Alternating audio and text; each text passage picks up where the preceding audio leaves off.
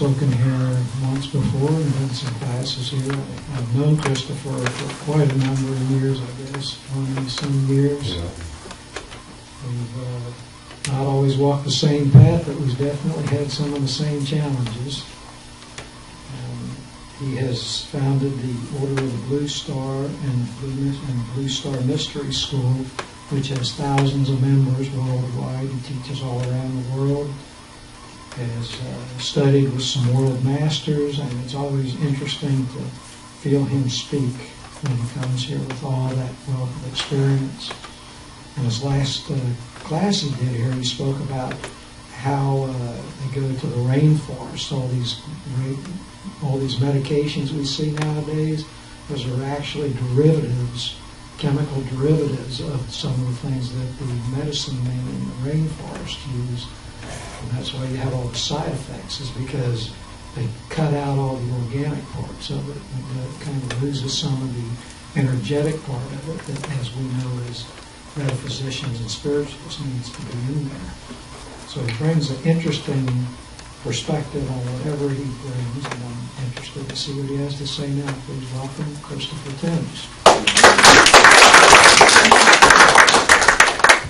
Thank you, Steve. Good morning. Good morning. I asked myself this morning as John and I are driving up here, why, oh why, did I choose the weekend of the obvious, because I didn't know.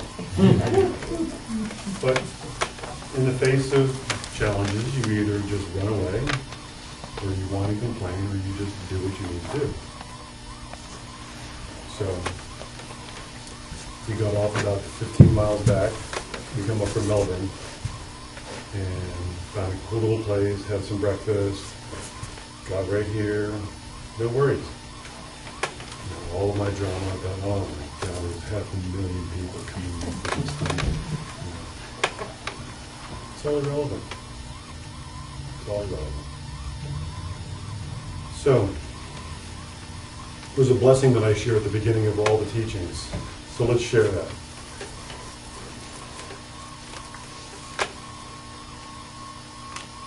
As you listen to the sound of this beautiful Tibetan bell, Allow it to remind you of the sound that rests within you. Listening to the sound that silence makes.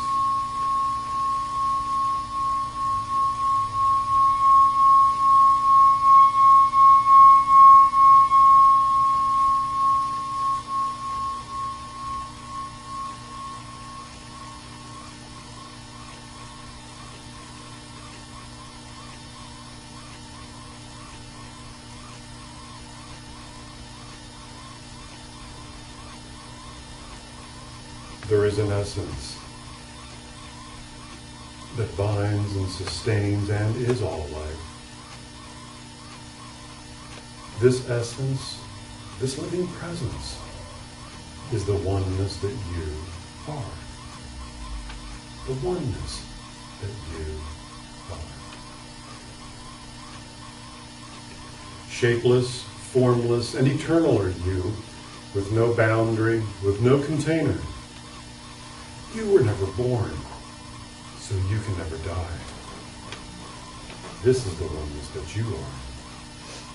This is the oneness that you are. With nothing to grow into and nothing to become. For you are all life. You are all life. There is no separation between you and me. The air that we breathe, the sun that shines upon us, or the earth that we walk on. No separation at all. All life is one. Always has been and always will be. And this oneness that is the air and the earth, this oneness that is the seasons for the harvest and the laughter of the children. This is the oneness that you are. This is the oneness that you are. This cannot be taught to you, for this is not to be understood. You see, this is only to be experienced, appreciated, and realized. Accept this and be free. Accept this and be free. Accept this. All of this. And be. Just be. Just be. Just be.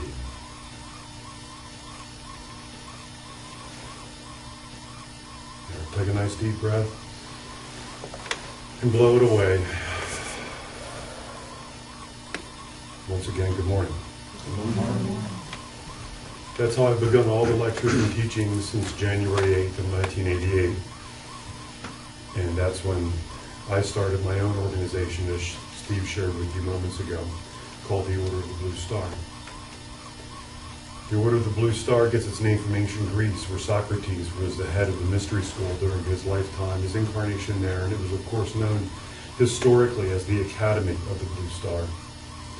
The Blue Star, the Blue Pearl, the Blue Ray, the Blue Man, these have all been symbols since ancient times, doorways, if you will, to higher consciousness. And when it came time for me to realize that rather than just continuing to get kicked out of all the spiritual organizations I tried to be a part of, it was time for me to start my own. I didn't know what to call it. And then I remembered all my little friends. All my friends were the blue sparklies out of the corners of my vision that I've been seeing since I was a little boy.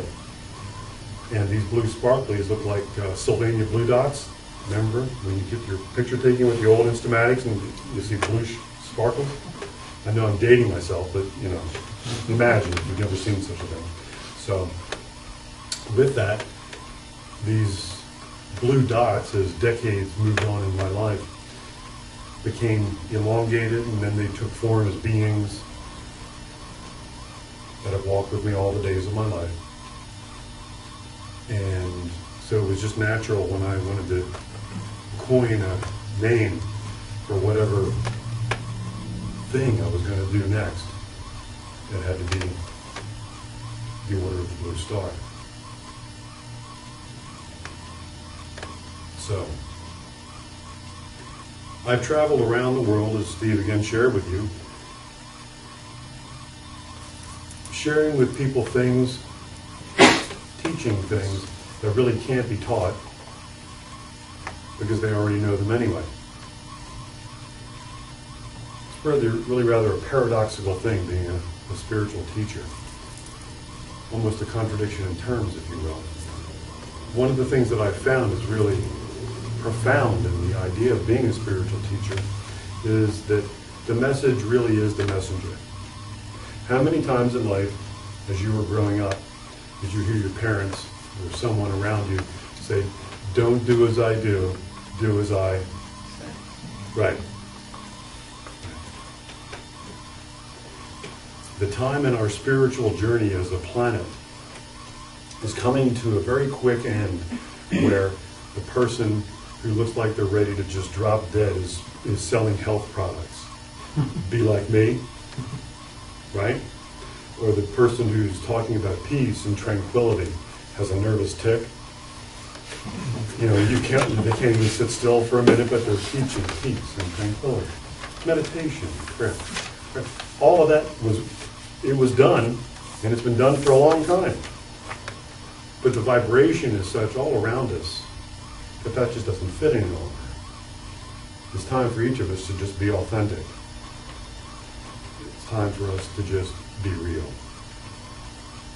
And with that, it's time for each of us to just find our own path. Each of us is the way and the truth and the life unto ourselves. The trick is, which self are we really dealing with? So 2 questions here. One, I want to look at where is inside. Everyone tells you, no, you just go inside and just meditate. Well, where is that? And the question, and the second idea here that we're going to address is, what is it to love yourself? What is it to really love yourself? Important topic. So let's go to the second one first.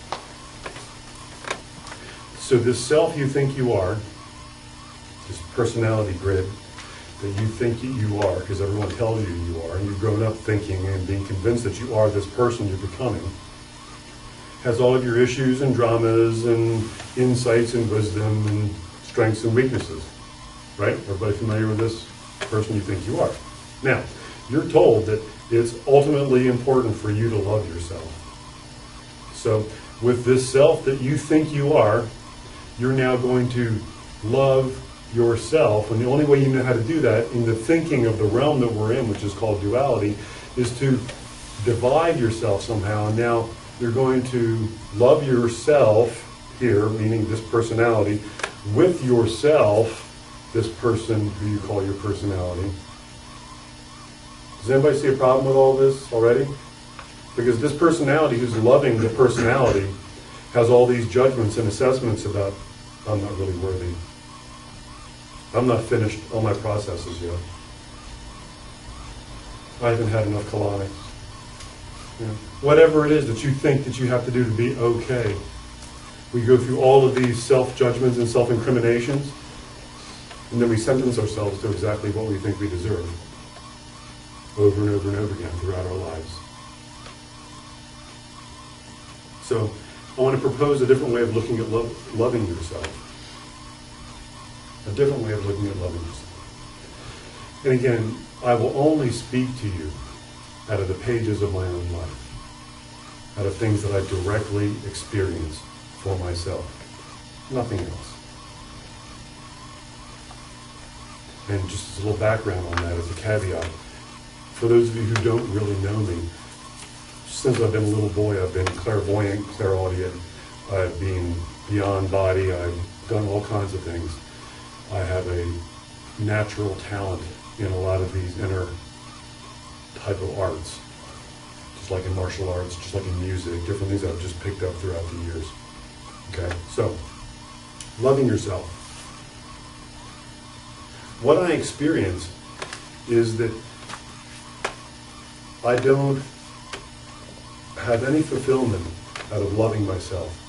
It just feels like I'm in sense gratification. The big patting myself on the back thing. And it feels shallow. It feels empty. It doesn't have the fundamental depth and value that I'm looking for in my life. So I began to inquire, why doesn't it? Is it me judging and doing all this game playing? Well, that's certainly a part of it. So I want to take it up to another octave. Take it up to a higher view. So this is what we do.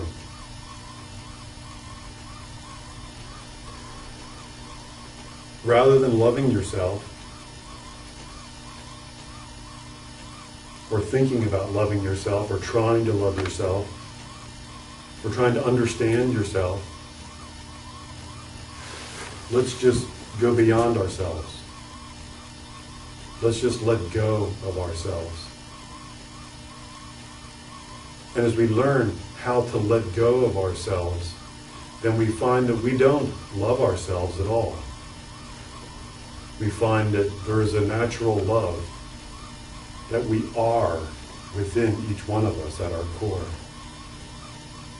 And it's a huge difference between loving yourself, these are two objects, something that's loving and something that's receiving the loving, and just being loved.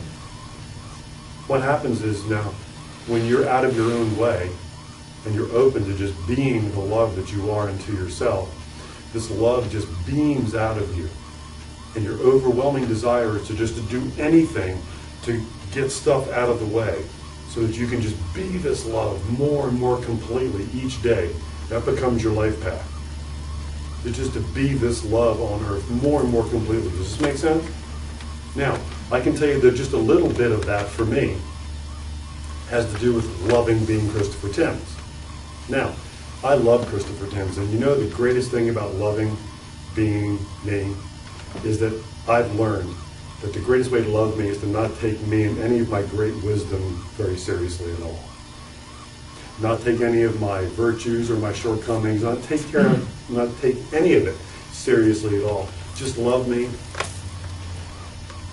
Just enjoy being with me. And that's just a little drip drop of this love that's just beaming out for every sunrise I see when I'm walking the dogs in the morning, to go on my morning run. When I'm answering the plethora of emails that come in every morning for the teachings, and when I'm working with Yolanda on my phone call lists and my readings and the different appointments I have throughout the day and the week, it's just, there's a love that I feel that just comes out of me. It just beams out of me. Yes, it kind of gets obscured by the people that cut me off in traffic. You know, and the frustrating phone calls or emails that I'm just slapping myself on the head going, oh, goodness. Doesn't this person understand how wise I really am? And how right I really am? Right? No one does any of that but me, right? Everyone's way beyond all that kind of stuff. Right. So, but even that, I can only take that seriously for a moment, and then I just go, come on. You know, and then I just go. Because you see, when you experience this love that just comes from within you and is just your essence of who you are, you realize a really deep and key point in your spiritual life. Spiritual life is not about being right. It's about being free. Wow. That's the difference between, this is my studies and mystery school teachings of ancient languages. This is the difference between being righteous and being right. Being righteous just means being in harmony with the universe, being in harmony with the presence of God. That's being righteous. Being right is being that little personality, trying to love yourself, judge yourself, assess yourself, you're following all the doctrines and rules and regulations and processes. You understand? I don't need to be right. Because in order for me to be right, practically everyone else has to be wrong. Signs everywhere, signs. Right? Blocking out the scenery, break from my mind. Okay. Another great old song. So you don't need to be right. What we all really crave is to be free. When you're free, you don't need to defend yourself. You're free. When you're right, you're always defending yourself. Okay. When you're loving, you always have to find things to love about yourself. Even if you don't particularly like yourself or like how you're feeling or like the world you're living in, you've always got to try to do this. It becomes a doing, a process. But when you're being love, you just are. 3 stages of consciousness, again from the mystery school teachings: doing, being, and aring.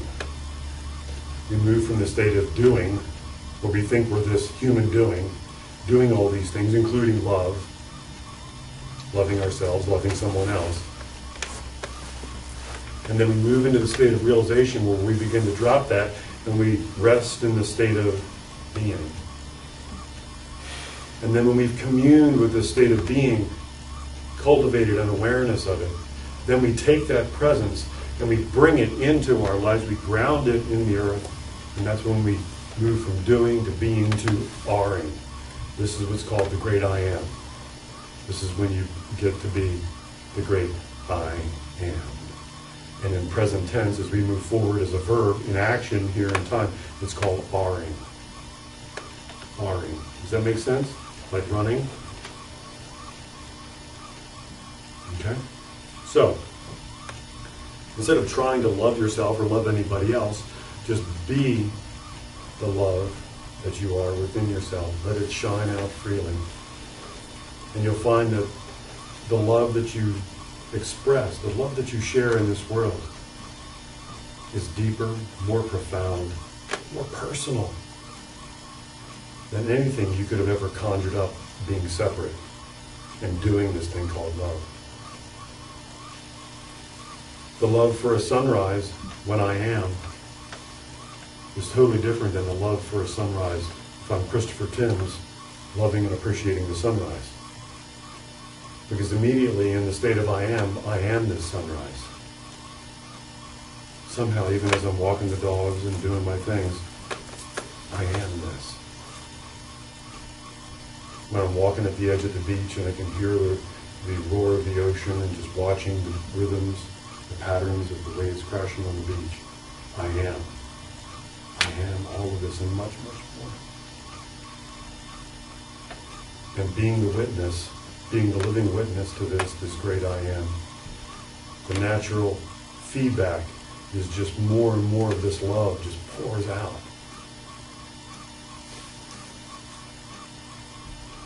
And then there's less and less that I'm willing to take myself very seriously. And that's one of the great things about being with spiritual giants. They have profound insight, and yet they're like little children. Classic example, I'm sure everyone's seen little video clips of the Dalai Lama, whether he's on Larry King from years ago or different other TV shows. When he's on, he's just got this beaming smile, and he's got the eyes of a child, kind of mischievous, kind of what can he say now? What is he going to do now? You know, and he's just genuinely kind and very gentle. There's a real playfulness behind all of it. A simplicity to everything that he says, everything that he writes. No big pearls, just common sense. Because that's what it all boils down to. So finding your path is about being love, not finding love. Being love, not trying to do your love with somebody else. Finding your path is realizing that it's always right there within you. You've just been running around trying to do everything else except that. And when you find your path, you realize another great realization or insight is that it really doesn't matter what you're doing. Whether you're playing the piano, whether you're walking the dogs, raising children, teaching people spiritual stuff. It doesn't matter what you're doing. What matters is how you're doing it. Are you doing it from the state of the great I am, being this love, being this present, letting it flow freely? Or are you doing it from a state of a human doing? You're struggling with understanding and figuring things out, trying to do it right. Does this make sense? Yes. Simple things, but they elude most people. Because most people are preoccupied with being right, which involves doing. So your path is nothing that you have to search for. Your path is nothing that you have to worry about finding. The only concern is really getting out of your own way. Stop trying to do anything about it and give yourself that moment of opportunity where you can just be and feel what it's like to just honestly be. And that's the first step. Because once you take that step in that direction, then you want to do, again, anything to just open more and more, surrender more and more completely to that presence, that love, and let it shape everything in your life. Let it color and embellish everything. For that's all that there really is. In all the different texts in different parts of the world, when writing is translated into our language, when the qualities of God are spoken about, there's a whole list of different qualities of God, but they all end with the same thing. The greatest of these is love.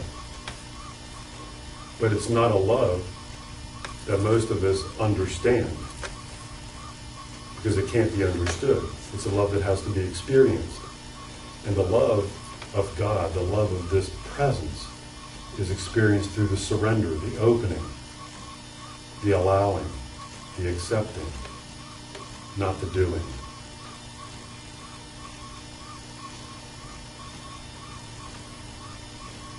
Everybody with me, or everybody asleep?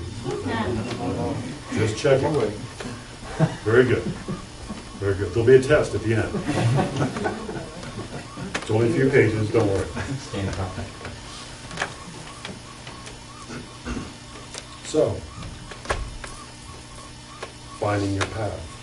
What it is to be love.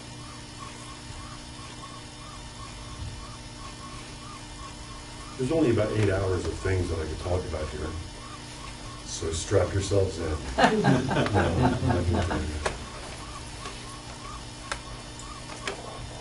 You know, one of the things I stopped doing years and years ago was making any kind of notes or ideas to what I was going to talk about.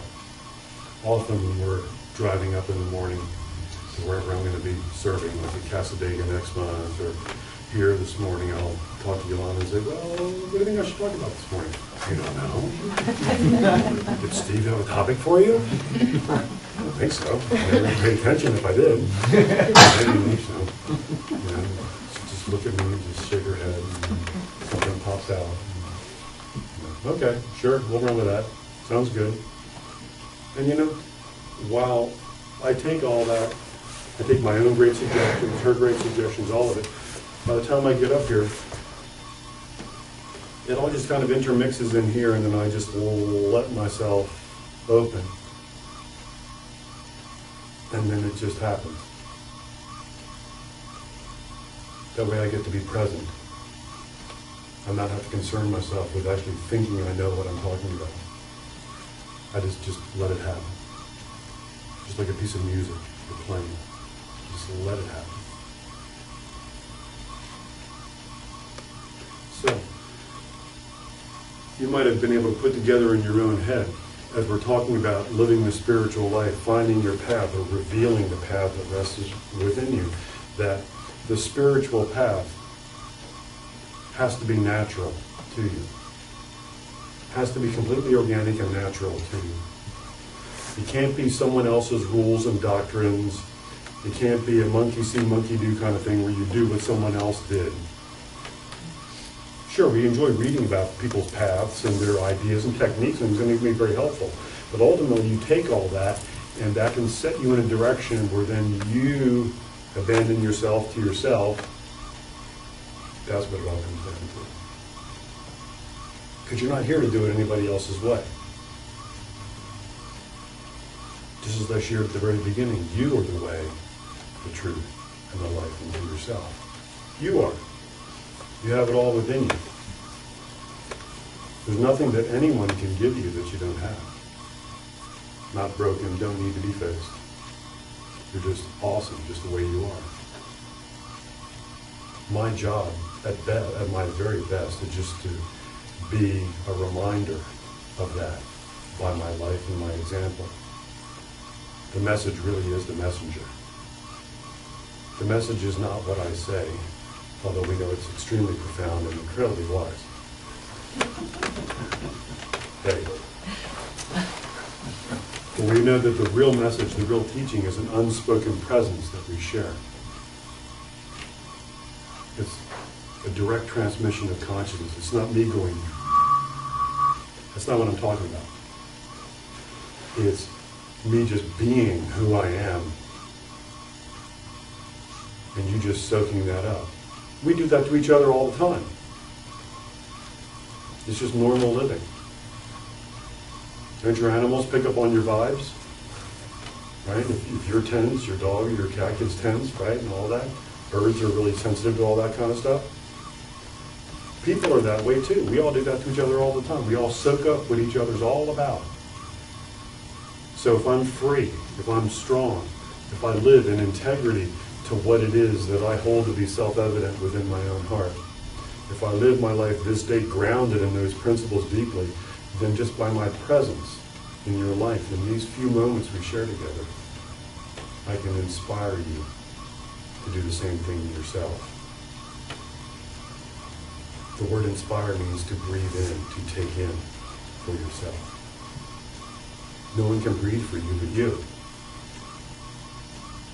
And that's what we do with each other all the time. We all inspire to take each other's presence and walk with that presence. Be with it. So again, back to the very beginning, that's the art of the spiritual teacher. The message really is the messenger. The path that you're looking for and have been seeking all of your life is just resting within you, quietly, waiting for you to pay attention.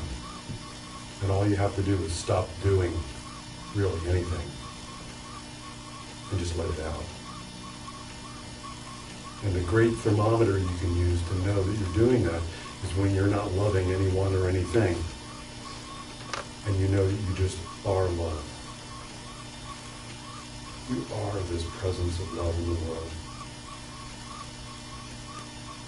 And that becomes incredibly personal, incredibly profound, incredibly intimate.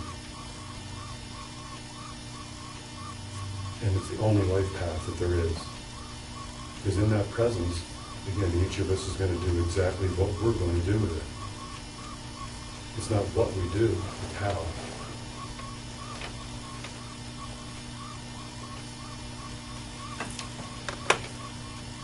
I think that's enough to chew on for this morning. I hope I've shared some things that are interesting and yet challenging to you, for that is my goal. And as Steve shared with you when we began, teaching this afternoon from 2 until 4, walking in the Master's shoes. A little bit of teaching, a little bit of discussion, and a big guided meditation that I've only done a few times in the last 20 years. And it's a beautiful teaching, great experience. Be there or be square. Thank you very much.